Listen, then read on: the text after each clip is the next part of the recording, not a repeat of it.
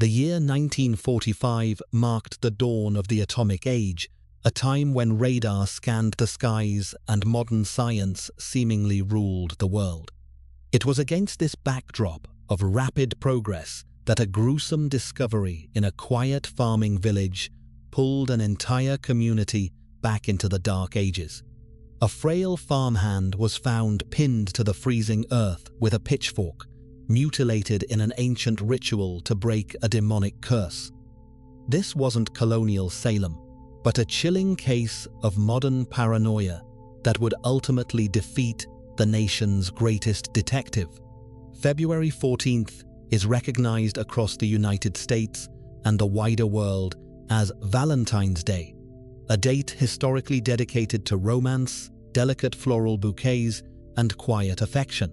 Yet, on February 14, 1945, the atmosphere blanketing the isolated English village of Lower Quinton was devoid of any such warmth. The Second World War was finally drawing to a close, but the brutal winter winds sweeping across Warwickshire offered no comfort to the hardened rural community.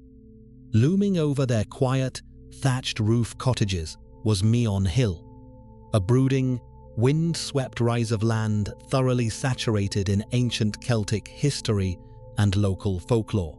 It was upon this desolate slope, as daylight surrendered to a freezing dusk, that a local search party stumbled upon a scene of violence so barbaric it seemed to completely rip away the veneer of the modern 20th century. The subject of the frantic evening search was Charles Walton, a 74-year-old farm labourer who was as much a fixture of the local landscape as the ancient oak trees. Walton was a remarkably frail man. Bent by years of grueling agricultural labour and crippled by severe rheumatism, he relied heavily on a walking stick just to navigate the uneven country lanes. Earlier that morning, he had set out with a handful of heavy iron tools to slash and maintain the overgrown hedgerows on the slopes of Meon Hill. It was a mundane, solitary task he had performed countless times before, but when the bitter winter night closed in and the old man failed to return to the small cottage he shared with his niece, a creeping panic set in. She hastily rallied her neighbours, and a small, anxious group equipped with flashlights began to sweep the freezing, pitch-black fields.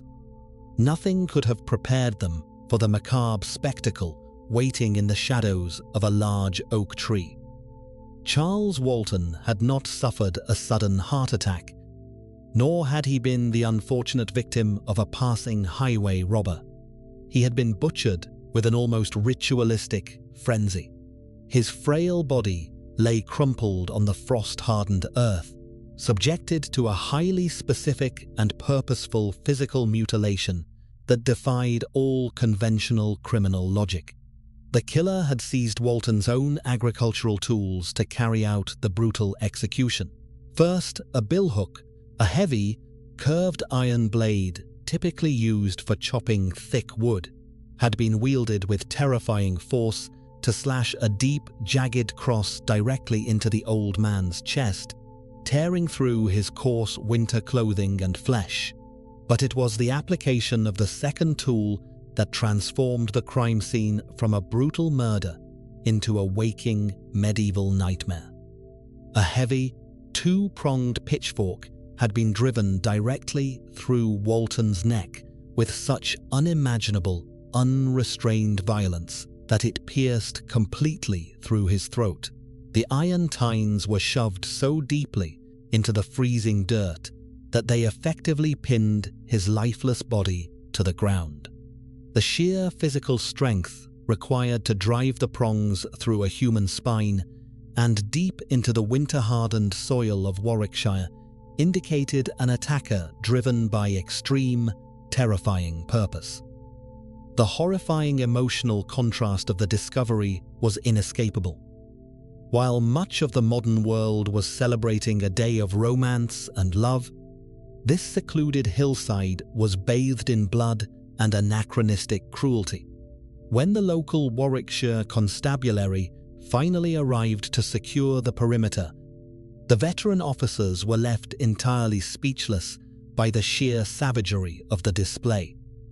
They meticulously documented the scattered tools and the blood-soaked soil, but the longer they stared at the pinned corpse, the more unsettled they became.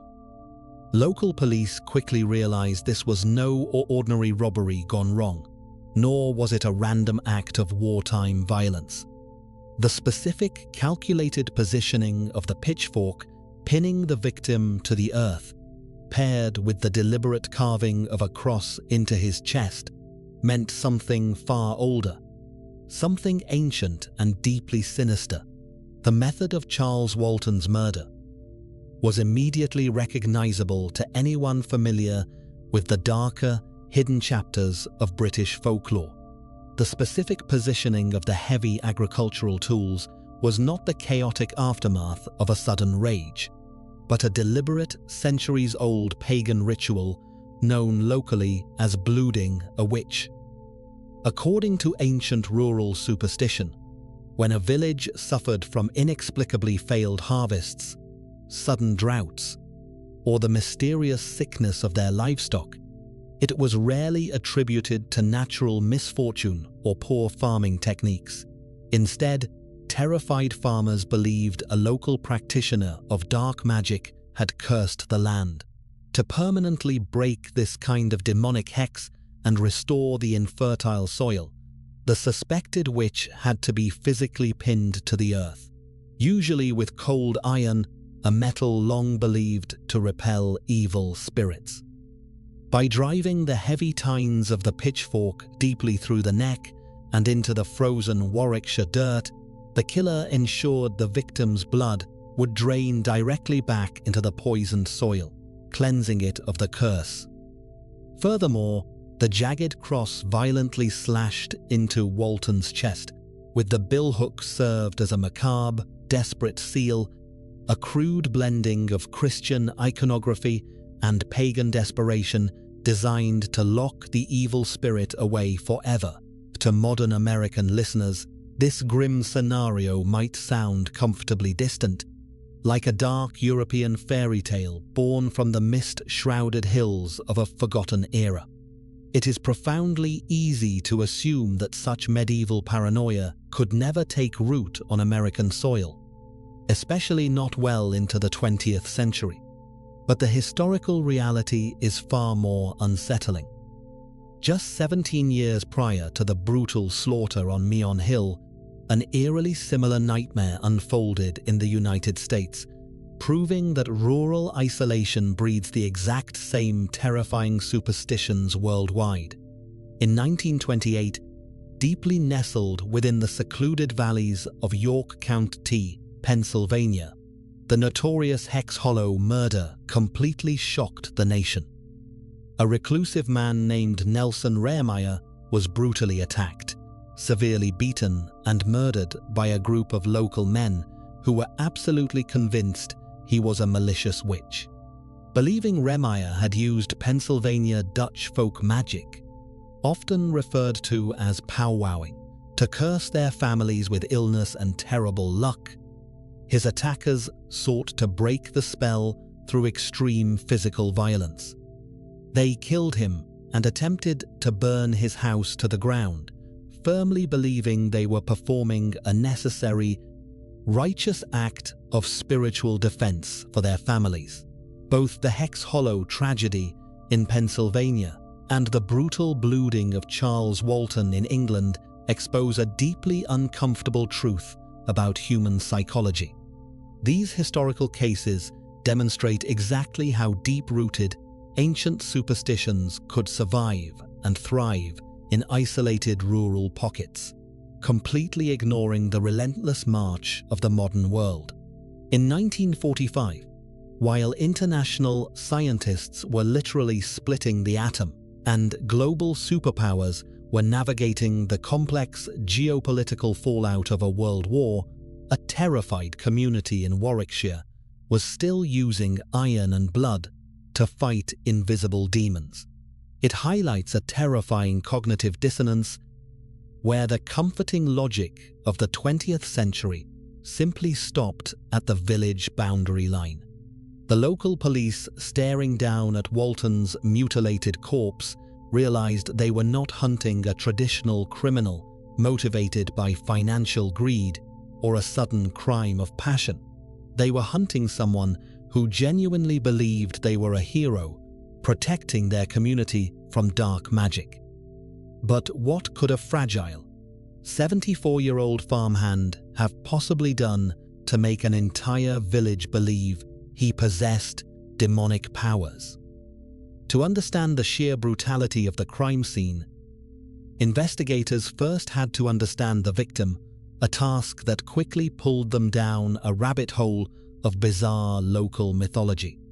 Charles Walton was a lifelong eccentric and a noted loner who rarely engaged in typical village socialization. Rather than viewing him merely as a grumpy old man, the deeply superstitious residents of Lower Quinton genuinely feared him. For decades, quiet rumors had continuously swirled through the local pubs and farmyards that Walton possessed the dreaded evil eye. In the minds of his neighbors, this was not an exaggeration or a colorful metaphor. They firmly believed he had the literal ability to blight a season's crops, dry up a cow's milk, and sicken perfectly healthy livestock with nothing more than a passing, malevolent glare. The quiet whispers surrounding the 74-year-old farmhand grew increasingly fantastical as the years wore on. Locals solemnly claimed they had witnessed the old man conversing quietly with wild birds that would unnervingly land on his shoulders as he walked down the country lanes. Even more damning in the eyes of the terrified community was his bizarre affinity for local wildlife.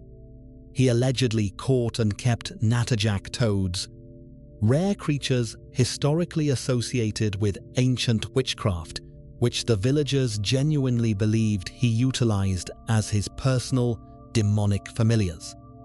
Armed with this highly disturbing psychological profile, the local Warwickshire police began the standard procedural legwork of knocking on doors to gather basic witness statements. However, they immediately slammed into what would later become notoriously known in the British press as the Wall of Silence. When detectives approached the quaint, thatched roof cottages of Lower Quinton, they found every single door firmly shut. No one had seen anyone climbing Meon Hill on the afternoon of February 14th. No one had heard any unusual screams or seen any bloody clothing. The chilling realization slowly dawned on the detectives that this collective amnesia was entirely intentional. It was a profound, suffocating silence born of absolute terror.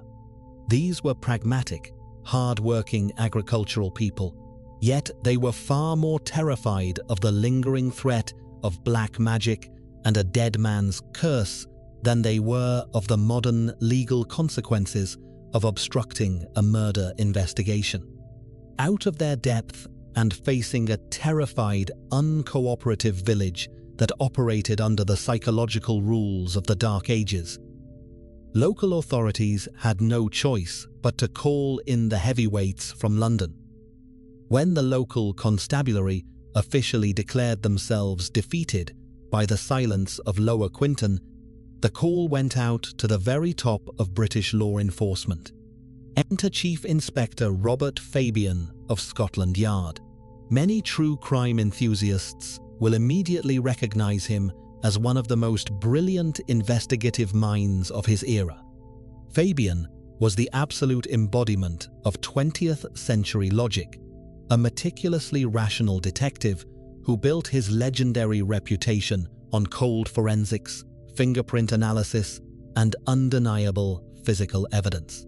Stepping off the train from London into the freezing Warwickshire countryside, Fabian brought the full weight of modern criminal science with him. However, he was completely unprepared for the profound culture shock that awaited him at the base of Meon Hill. Fabian suddenly found himself forced to navigate a deeply insular community that was psychologically operating in the Dark Ages. This was a place where villagers whispered about blood rituals rather than basic eyewitness accounts. To a man who routinely solved complex urban homicides using microscopic trace evidence, the overwhelming presence of demonic familiars and the evil eye was profoundly frustrating. He knew applying standard police procedure to a town paralyzed by folklore would be difficult. Therefore, he immediately set his sights on the most logical, earthly element of the entire case, stripping away the sensational layers of witchcraft and curses. Fabian focused his sharp investigative lens on the victim's immediate circle. He specifically targeted the last person known to have seen the 74-year-old farmhand alive.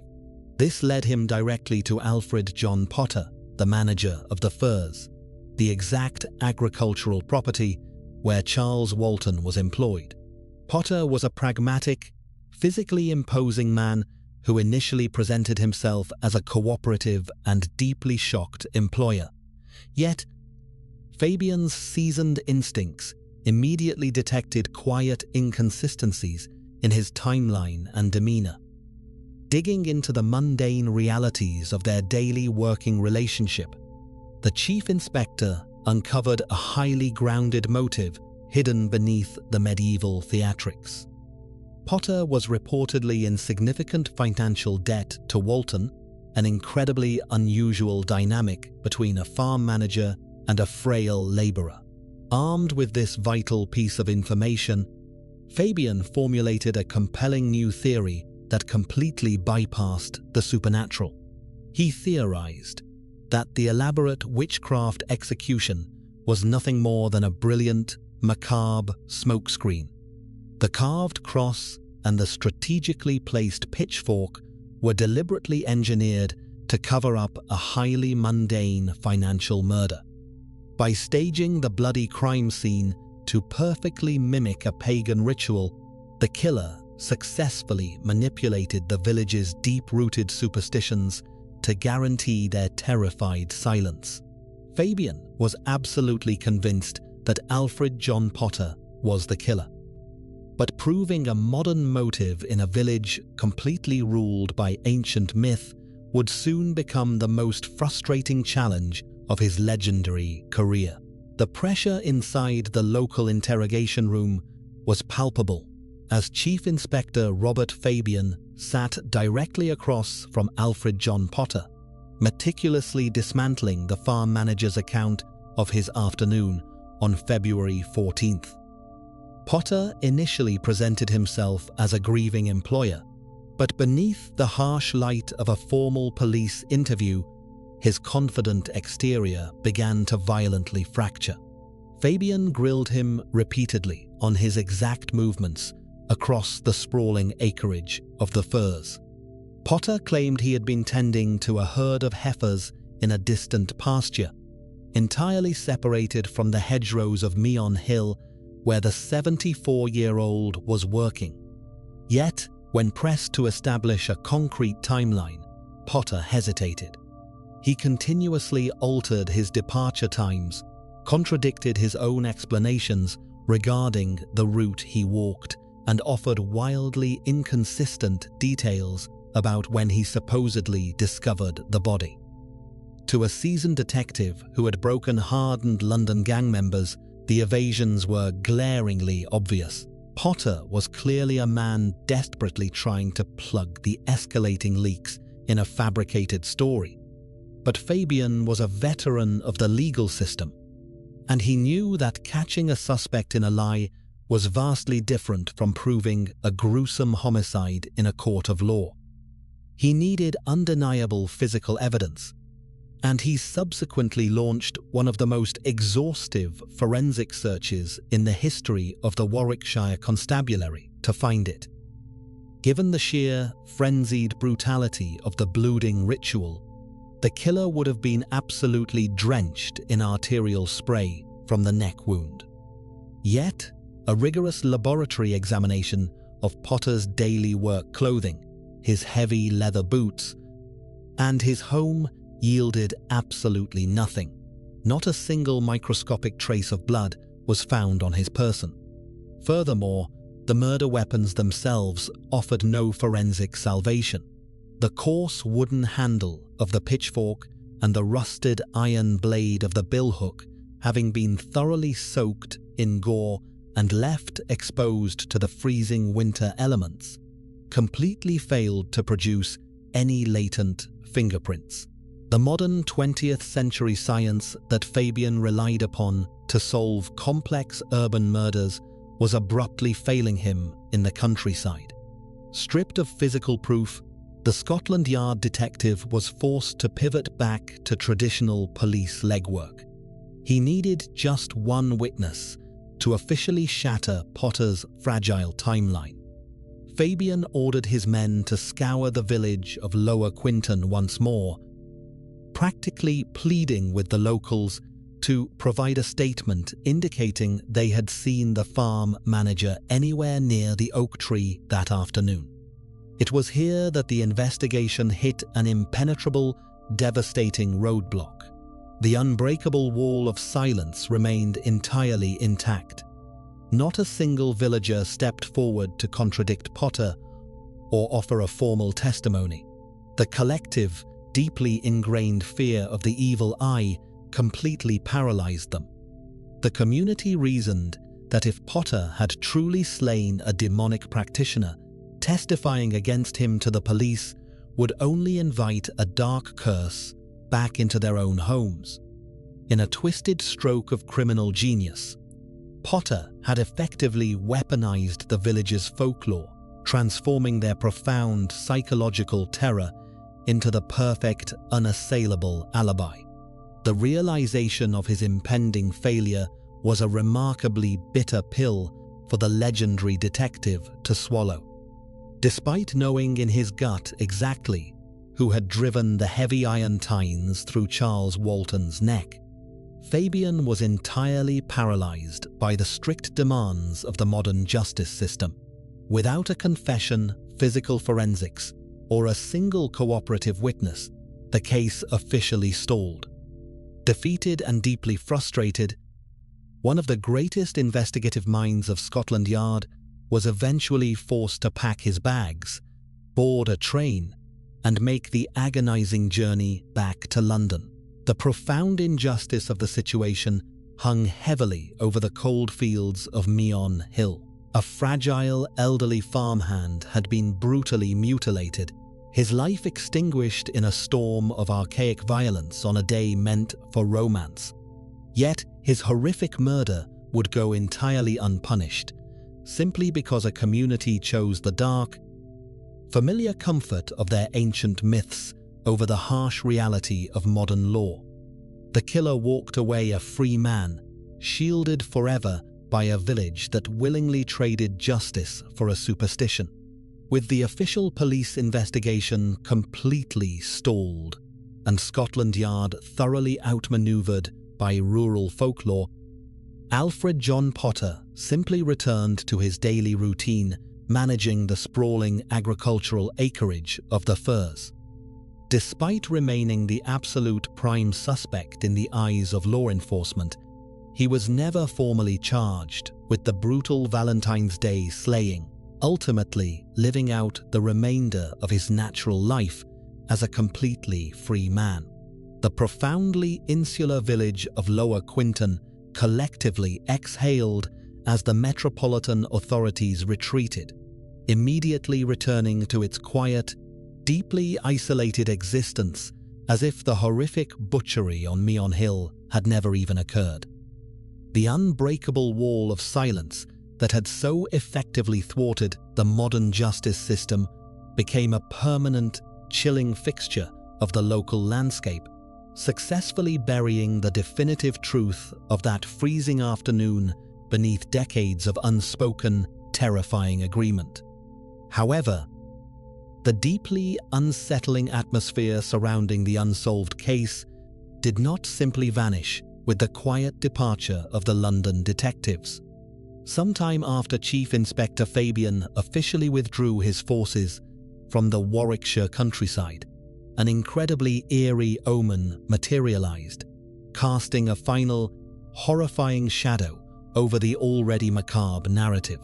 A large black dog, a creature universally recognized across centuries of dark British folklore as a potent, supernatural symbol of impending doom and death, was discovered mysteriously hanging by its neck from the heavy branches of a tree located directly near the exact spot where Charles Walton was violently pinned to the earth.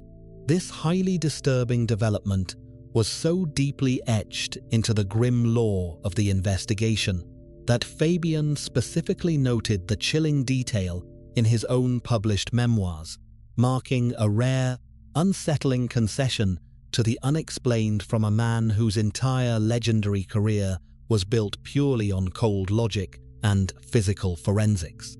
The horrific slaughter on the windswept slopes of Meon Hill represents a terrifying anomaly within the broader timeline of modern civilization, a moment when the 20th century violently collided with the psychological Dark Ages. To this very day, the barbaric death of Charles Walton remains completely unsolved, officially cementing its uniquely dark place in the archives as the last recognized witchcraft murder in British history. It stands as a profound, haunting testament to the enduring, dangerous power of rural superstition, definitively proving that ancient paranoia could easily survive the relentless march of modern scientific progress, hiding quietly in the shadows just beyond the reach of rational law. The true motivation behind this gruesome mid-century nightmare remains one of the most fiercely debated mysteries for investigators and historians alike. Do you think Potter used ancient witchcraft as a clever cover-up to mask a mundane financial murder, or did the villagers truly believe they were executing a monster to protect their land? Let me know your theories in the comments. Be sure to subscribe for more forgotten historical true crime, and I will see you in the next investigation.